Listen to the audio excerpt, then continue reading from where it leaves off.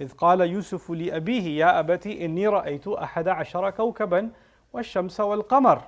He comes to his father and he tells him that, my beloved father, there isn't any doubt I saw 11 stars and the sun and the moon. So he repeats I saw twice. It happened in the beginning of the ayah.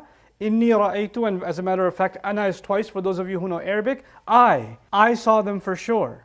And then by the time he says 11 stars, the sun and the moon, he starts over again and says, I saw them one more time before he completes his statement, li sajidin. One of the things it can suggest is a child, when they're sharing something, sometimes they're nervous. And when they're nervous, they repeat themselves. Your child comes up to you, something happened at school or something happened in the playground, and you say, what happened? And you say, I was playing, and then what happened? And I was playing, and then, and they repeat their words because they're trying to get to the part that might get them in trouble, or the part that's hard to talk about, or the part that's a little bit shocking for them or traumatizing for them. So Yusuf alayhi salam sees this dream as a child. He comes to his dad, he's nervous about this dream. The fact that he began with inni, for those of you who know the Arabic language a little bit, inna harfun li izalati shak. It's used to remove doubt, like he's telling his dad a dream, but he thinks even his dad might not believe him. It's too incredible, too crazy of a thing that he saw, that maybe my dad won't even believe me. So he says, no, really I did see it. I saw 11 stars, the sun and the moon. And then he says, ra'aytuhum, which is the strangest language. In English translation of this ayah, they say, I saw them prostrating before me. Meaning I saw the stars, the sun and the moon doing sajda to me. But the Arabic of it is very different. The word ra'aytuhum, the pronoun hum, which is translated they, is not used for inanimate objects. If it was for the stars and the moon, the two options in Arabic would have been ra'aytuhunna li sajidat or ra'aytuha li sajidah. The way he spoke suggests that he already knew that it's not actually the stars, the sun and the moon, it's actually people. Because the wording he used is wording used in Arabic only for people. It's li dhawil uqul. So when he said this to his father, they're doing sajda to me, they're prostrating because of me, they're falling on the ground. This was the part that he found so shocking. And his father, when he responds to him, realizes in the way that the son told him the dream, the way that he expressed himself. This kid is so smart, not only did he see a special dream, he interpreted it all on his own in the way that he described it. So the interpretation has already happened. Seeing a dream is not an accomplishment. But seeing a dream and then having the intelligence and the insight and the wisdom to figure out what it means, now that's a pretty amazing accomplishment. Allah decides to highlight this one dialogue between Yusuf and his father. Of all the things he could have highlighted, he highlights this dialogue. Instead of what you would think is a major event, it's just a small conversation. And in this conversation, Yusuf alayhi salam is just expressing a dream that he saw, but his father validates him immediately. First of all, he warns him. لا تقصص رؤياك على إخوتك فيكيدوا لك كيدا.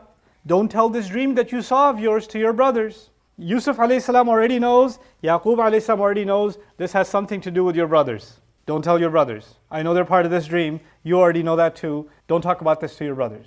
They already have a jealousy problem. They're going to scheme something against you. Now he's a child. Sometimes you say we shouldn't have negative conversations in front of children.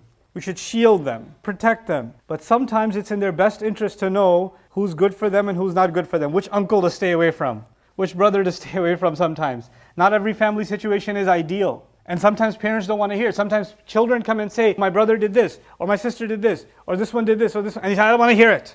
Stop talking.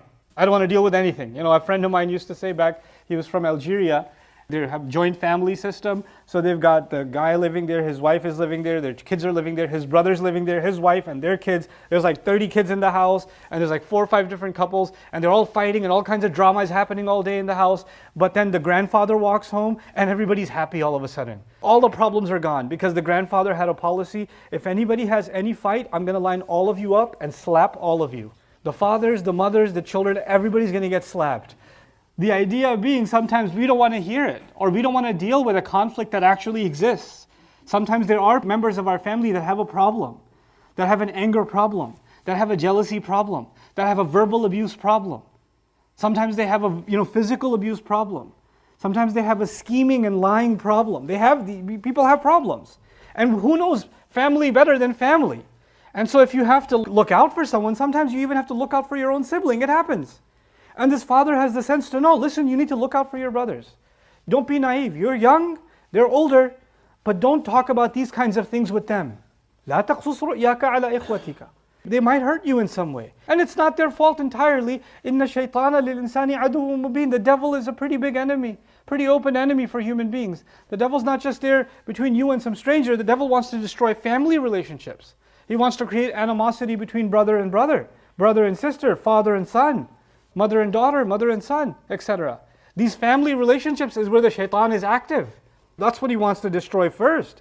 What's the best way to destroy humanity? Destroy the unit that holds humanity together, the family. So the shaitan is most active in the family.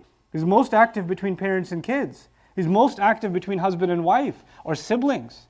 That's where he's most active. These blood ties or these sacred ties, that's what he wants to destroy first. If these are destroyed, what's left of humanity? Then it's all gone.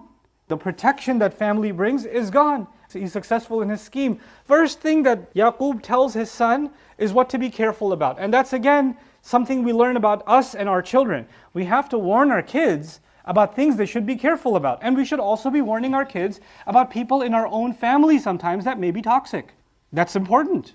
It's actually a sunnah of a prophet now. It's a sunnah so important it was recorded in the Quran to let our kids know. Sometimes, not everybody in the family is okay. And Ramadan happens, and after Ramadan, Eid happens, and Eid, all the family gets together, and some of the crazy uncles come too, and some of the wild cousins come too, and everybody's together. And sometimes you gotta let your kids know ahead of time, here's the people you gotta stay away from. Here's what you have to be careful about. You have to warn them and educate them. It's the real world, you have to prepare them. So our kids are not naive, and they don't just, in their naivete, trust anybody.